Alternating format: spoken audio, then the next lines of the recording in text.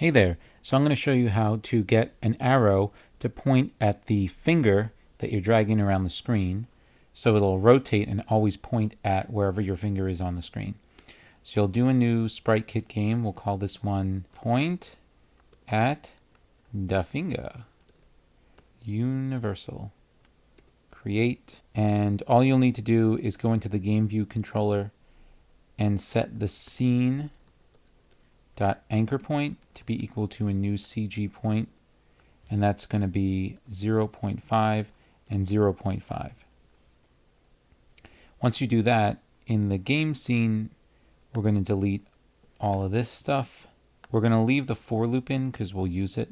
Actually, we'll do this. I'm going to create in the image assets, just drag this arrow from my folder into the image assets. And then in the game scene, first we'll just create an arrow variable that we can use later, which is going to be an SK sprite node.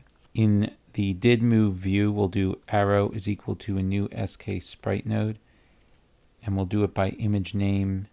The image name is arrow. And I'll leave this image available to you. So then we can just say that the arrow.anchor point is going to be equal to a new CG point make, and that's going to be 0.5, 0.5.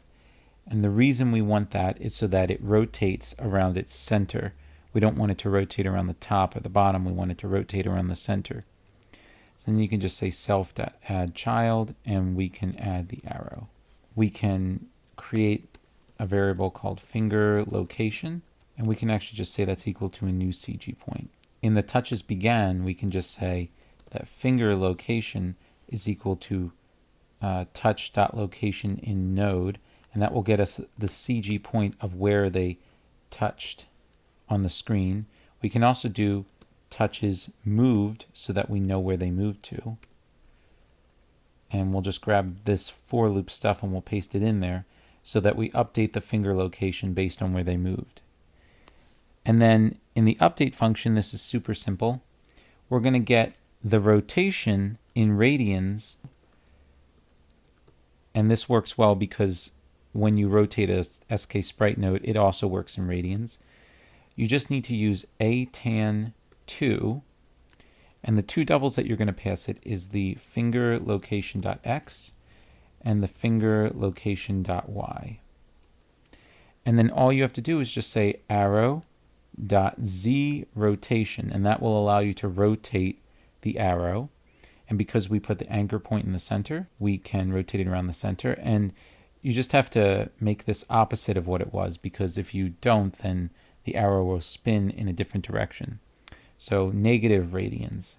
Now we can run this, and you see the arrow in the middle. I'm going to click and hold, and the arrow always points towards my finger or the mouse. Even if I'm over here, it's always going to point towards the mouse.